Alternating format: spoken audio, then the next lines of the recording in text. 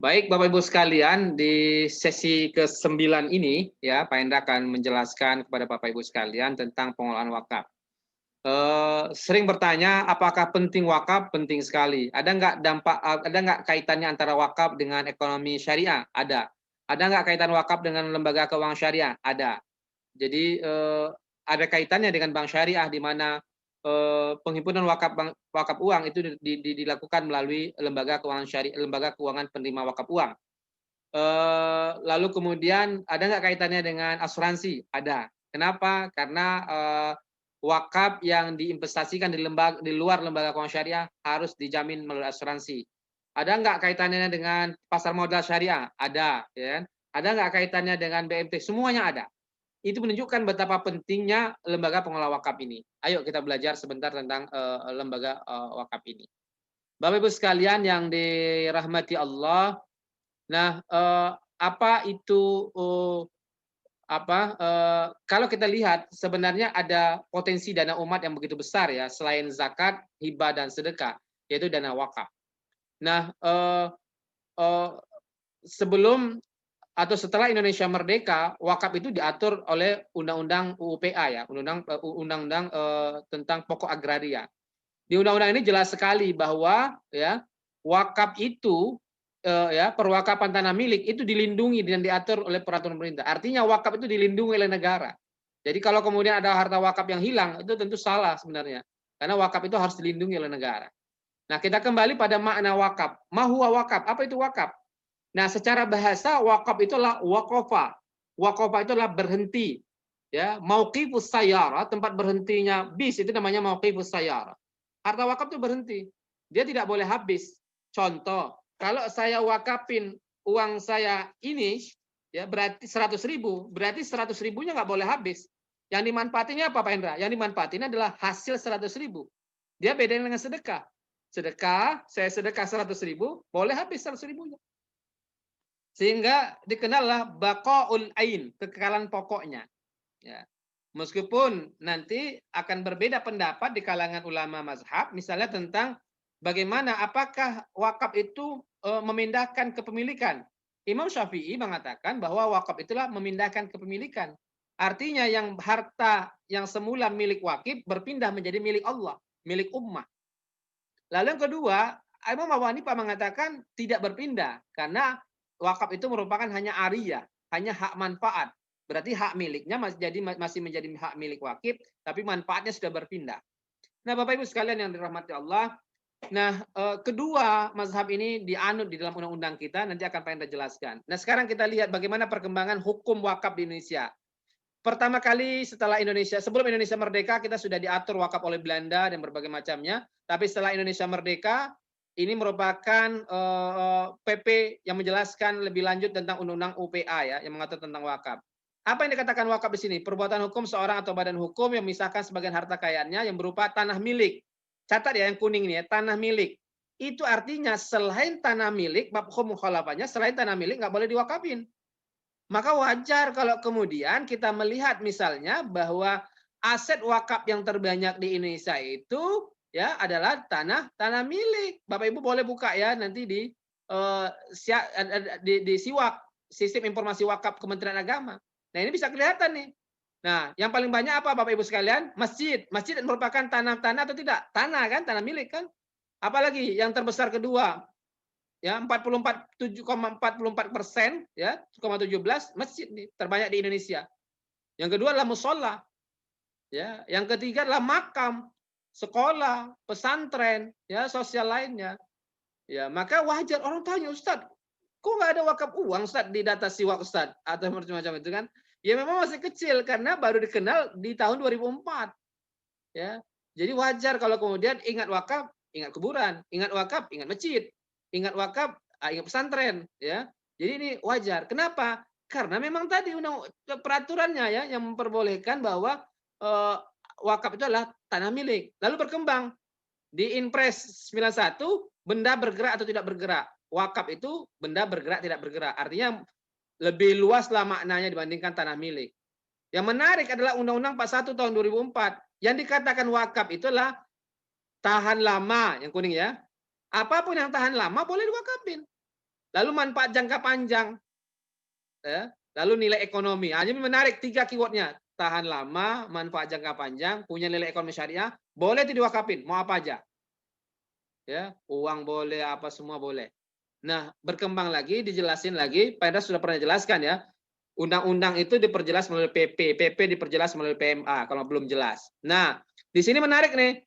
Di PP 42 ya, wakaf adalah perbuatan hukum wakif untuk memisahkan atau menyerahkan sebagian harta miliknya untuk dimanfaatkan. Nah, catat ya, selamanya atau jangka waktu tertentu. Ya, berarti dikenal wakaf permanen dan temporer, muakkad wa muabbad. Ya, yang selamanya menganut mazhab Syafi'i, sekali wakaf hilang kepemilikan atau berpindah kepemilikannya, yang sedangkan yang pakai jangka waktu mazhabnya Hanafi mengatakan wakaf itu hanya merupakan ariyah, manfaat aja, nanti boleh diambil lagi. Nah, ya, tapi ini Masya Allah luar biasa ini dasarnya. Nah, kesetaraan umat dan manusia syariah. Nah, Bapak Ibu sekalian yang dirahmati Allah. Nah, setelah PP ini keluarlah. Nah, ini yang ditanyakan Ustadz Zidni tadi, gimana Ustadz yang tentang pembangunan tol yang banyak oleh presiden sekarang ini. Kena nggak tanah wakaf? Nah, maka keluarlah ya PP nomor 42 tahun 2000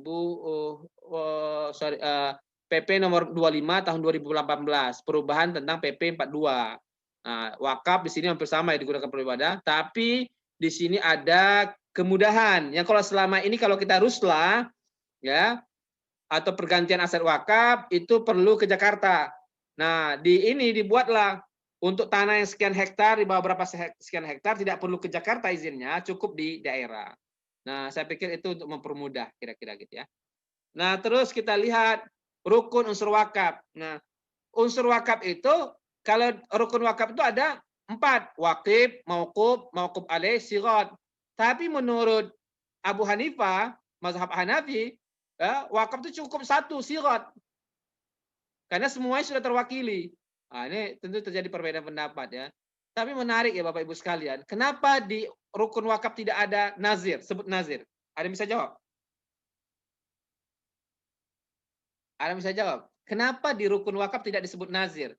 Tapi di unsur wakaf di Undang-Undang 41 tahun 2004 dikatakan unsur wakaf itu ada wakif, ada nazir, harta benda wakaf, ikrar wakaf, peruntukan harta benda wakaf, jangka waktu wakaf. Ada yang bisa jawab? Why? Kenapa?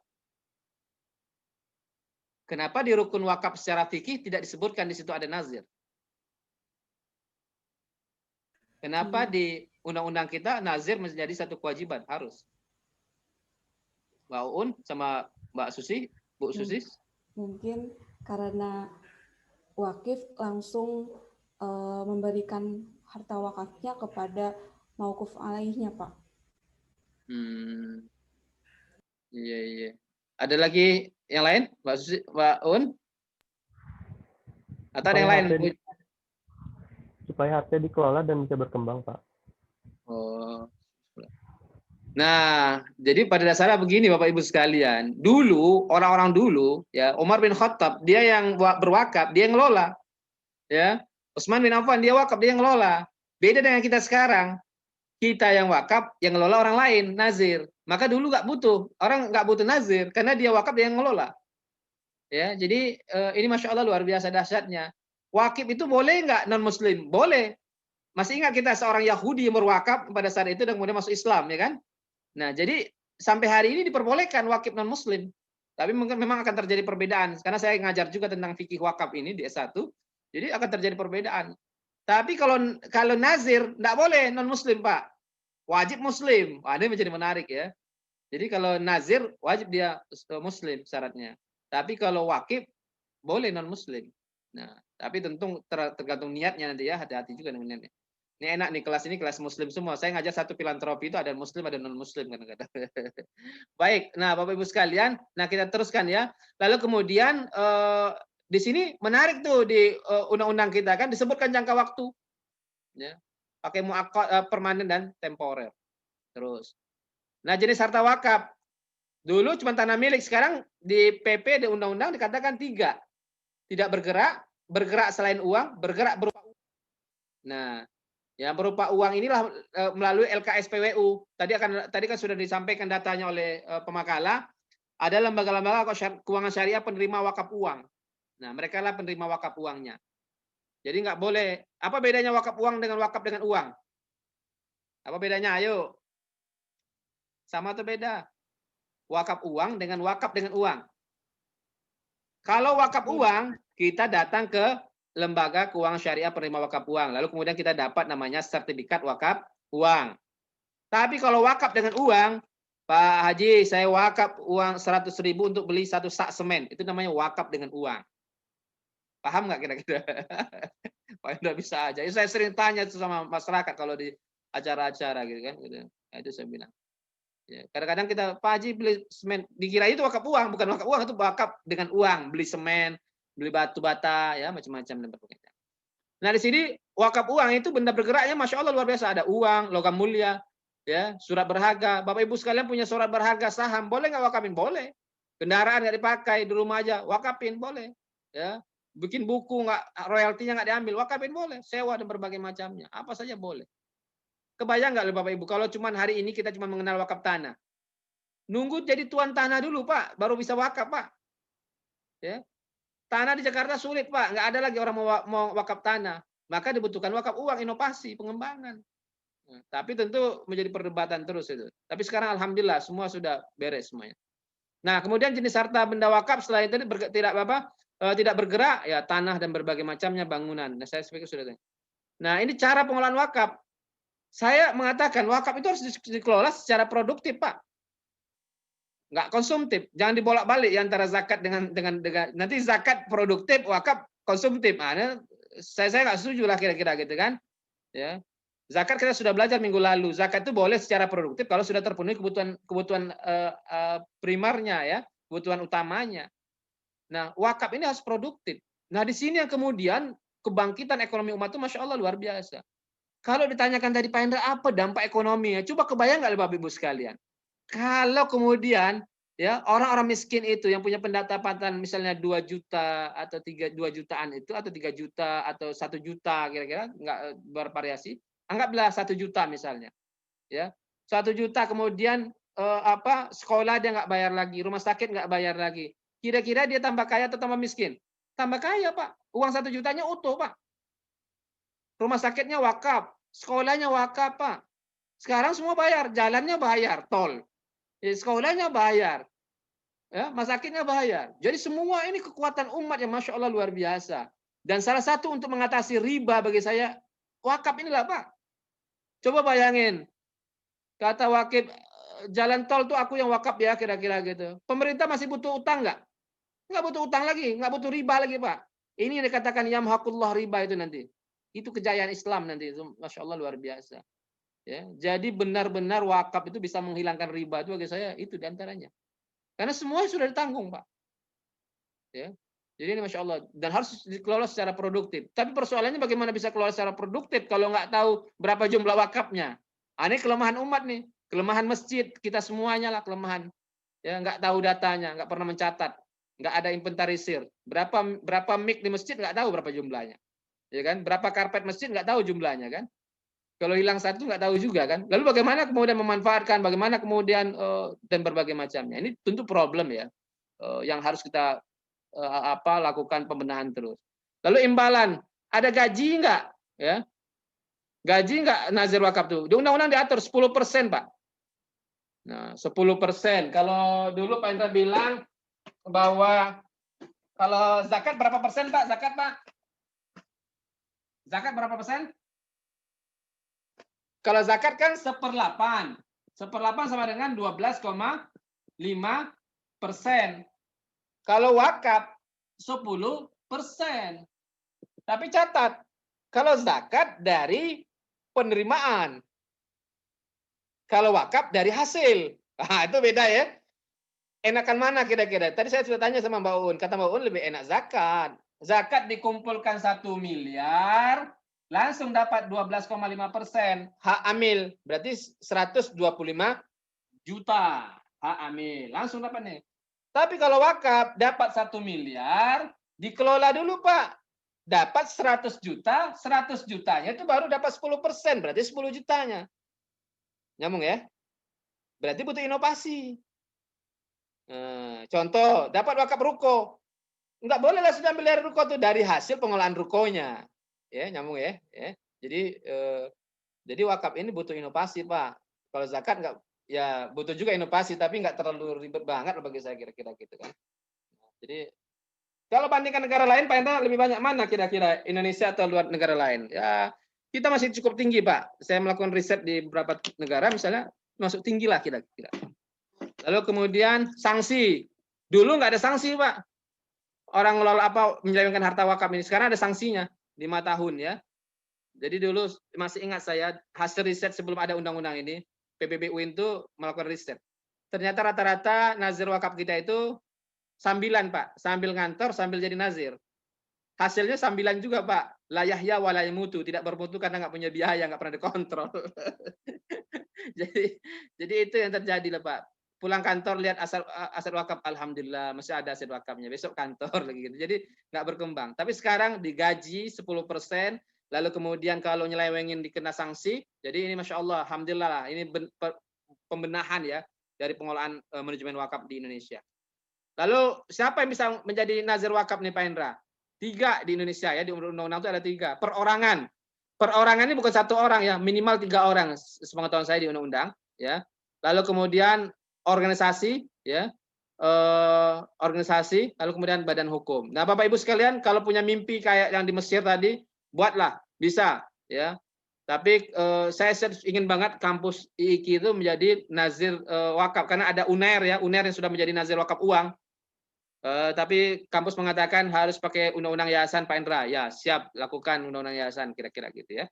Lalu kemudian potensi wakaf besar sekali lah. Bicara potensi jangan diragukan potensi, tapi faktanya masih sedikit bagi saya. Ya, buktinya di BWI misalnya wakaf uang itu masih sedikit bagi saya, jauh banget dari potensi. Ya, apa yang salah kira-kira? Salah umatnya nggak mau berwakaf atau umatnya miskin? Nah, ini problem bagi kita lah kira-kira gitu ya. Tapi bagi saya semangatnya luar biasa. Buktinya banyak sekali wakaf-wakaf itu. Lalu kemudian apa yang menarik dari wakaf ini? Wakaf itu menarik, Pak. Tidak pernah mengharapkan apa-apa. Jadi coba bayangin, dia ngasih uang, tapi dia nggak mengharap apa-apa, nggak mengharapkan balasan. Kan? Jadi ini potensi dana umat yang dahsyat luar biasa. Di situ ada wakil, pemberi wakaf, ada penerima dan pengelola wakaf, nazir, ada penerima manfaat. Ya. Lalu kemudian ini pertanyaan Ustadz Zidni tadi. Gimana Pak Hendra tentang pajak? Nah, itu kan. Nah, di Undang-Undang Wakaf dan Tanah, Wakaf Tanah dan Pajak, nanti bisa dilihat ya Ustadz Zidni dan teman-teman sekalian. Undang-Undang Nomor 12 tahun 1985 di pasal 31 dikatakan ya bahwa untuk kepentingan ibadah, sosial, kesehatan, pendidikan dan kebudayaan nasional untuk memperoleh keuntungan dimasukkan untuk memperoleh keuntungan tidak ya, artinya tidak memperoleh keuntungan tidak dikenakan pajak ya. Ya, jadi tidak dikenakan. Tahu ada seorang ulama di Jakarta punya pesantren besar, dia protes pas ditagih pajaknya. Pak Kiai, ini pajak tanah Pak Kiai. Oh, ini kan tanah wakaf. Ternyata apa? Dia belum buat sertifikat tanah wakaf, berarti masih menjadi sertifikat tanah milik. Jadi agar tidak kena pajak, dirubah dulu menjadi sertifikat tanah wakaf. Oke, sampai sana paham kira ya? Nah, itu. Lalu kemudian ini sudah berubah ya undang-undang tadi menjadi undang-undang 85 ya. Nah, lalu kemudian itu saya pikir nah, kenapa lembaga pendidikan di dunia itu tumbuh dan bisa berkembang berabad-abad seperti Al-Azhar misalnya? Karena wakaf, Pak. Dulu pemerintah Mesir itu pinjam uangnya ke Al-Azhar. Tapi akhirnya dinasionalisasikan. Nah, sekarang wakaf Al-Azhar itu di bawah pemerintah. Dia sama seperti ya di bawah pemerintah semua anggarannya. Padahal dulu Masya Allah luar biasa ya. Nah, apalagi Hamdard University di India, wakaf juga Pak. Jadi IIKI ini atau kampus Bapak Ibu sekalian yang lain atau kalau bikin pesantren, kalau mau bisa bertahan meskipun kita nggak ada, wakaf Pak. Dikelola sama wakaf. Apalagi Muhammadiyah, begitu juga Pak. Nah ini Mesir. Nah ini saya ketika mampir di Al-Azhar Kairo ya, ini tahun 2017, pindah ke Al-Azhar Kairo. Nah ini Masya Allah ini luar biasa Mesir berkembang. Wakaf luas Azhar. Ini Fakultas Syariah Al-Azhar Kairo. Ya. Saya ke Singapura. Nah, Bapak Ibu nanti kalau ke Singapura, ini ada namanya ya, Masjid Bangkolin. Bangkolin apa? Bangkolin panggil orang dia. Nah, nanti sholat lah ini masjidnya di bawah, di atasnya apartemen, Pak. Ya. Ini Masya Allah ini ya, masjid wakaf, lalu kemudian ada apartemennya, ada penginapannya.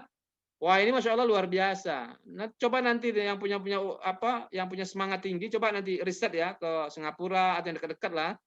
Yang jauh-jauh juga boleh, Turki. Kalau di Turki namanya Pakip ya. Jadi kalau searching di Google wakaf di Turki nggak ketemu. Tapi kalau Pakip ketemu. Saya pernah ke Turki, jadi ada Pakip Bank gitu ya. Udah banyak lagi. Nah ini Singapura. Nah di Singapura itu kenapa menarik? Mereka yang punya pendapatan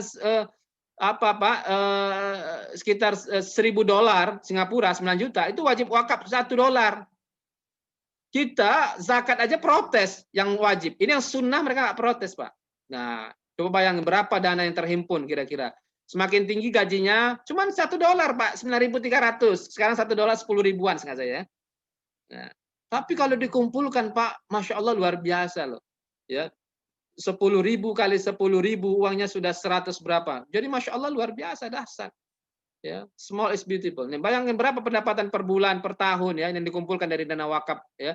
Ini dari para pekerja. Nah, pesantren juga. Ini pesantren Ngabar, Gontor ya. Ini saya sudah pernah semua nih. Jadi Masya Allah luar biasa, dahsyat, berkembang wakaf juga. Ini Mbak Uun tadi ini Darut Tauhid Bandung nih ya. Nah, ini wakaf terpadu, iklannya aja sudah menggoda nih, kawasan wakaf terpadu Darut Tauhid. Nah, ini. Jadi ini Masya Allah luar biasa ya. Wah, ini wakaf semua nih. Bagus bagi saya nih, DT ini bagus nih. Nah ini gedung wanita wakaf ya, perempuan Darut Tarbiyah, Darut Tauhid. Ini Masya Allah luar biasa ya. Jadi ini pengembangan wakaf. Jadi kalau tanya manfaat. Ini yang Parung tadi nih, rumah sehat Parung tadi, rumah sehat terpadu RST. Ya. Sekali-kali yang dekat dengan Parung, jalan-jalan lah, riset, lihat, mudah-mudahan terinspirasi. Mana tahu nanti menjadi namanya dikenang orang yang nggak ada, ya Allah itu karena dia Masya Allah luar biasa nah gitu. Ini wakaf bisa juga membuat stabilitas harga turun daging. Gimana caranya? Kerjasama tuh pesantren, perguruan tinggi, wakaf. Nah nanti Masya Allah luar biasa itu. Jadi konsep-konsep begini yang menjadi menarik bagi saya. Nih wakaf pom bensin ada nggak? Ada. Ya. Meskipun dulu pernah dipinjamin dari APBN, tapi sebagian nggak berhasil, tapi sebagian ada berhasil ya. Saya pernah nginap juga di hotel wakaf ya di Pekalongan pada saat itu pas sengaja. Ini di Jakarta juga warung wakaf. Pernah belanja nggak di warung wakaf? Pernah nggak? Nah ini warung wakaf ya. Duh, banyak banget cerita wakaf, banyak sekali. Tapi kuncinya ala kulihal nazir ya Bapak Ibu sekalian. Ya. Kemampuan menghimpun, kemampuan mengolah. Ini kunci keywordnya di sini. Jadi kalau pintar menghimpun, nggak pintar ngelola, jadi ilalang dia. Tapi kalau pintar nggak pintar mengelola, nggak pintar menghimpun, nggak jadi juga. Apa mau dikelola? Tapi kalau pintarnya cuma ngelola aja, nggak amanah, saking profesionalnya Pak, tewas Pak. Nggak ada lagi tanah wakafnya bersisa. Jadi dibutuhkan orang yang amanah dan profesional. Nah, saya pikir itu ya. Ada pertanyaan untuk Pak Hendra, silakan. Kalau cerita tentang wakaf ini panjang sekali. Alhamdulillah saya diizinkan Allah banyak melihat kegemilangan wakaf baik di Indonesia maupun di banyak negara. Saya berharap Bapak Ibu juga mudah-mudahan tertarik juga melakukan hal yang serupa. Mudah-mudahan nanti menjadi pakar-pakar wakaf yang bermanfaat ya untuk Indonesia dan dunia. Nah, sebelum ada nih pakar wakaf yang hafiz 30 juz, mudah-mudahan nanti lahir dari IKI lah pakar wakaf atau zakat ya. Saya berharap betul ya. Saya senang kalau anak-anak muda belajar membahas tentang wakaf ini. Mudah-mudahan nanti ada juga yang tesis atau disertasi tentang wakaf. Silakan ada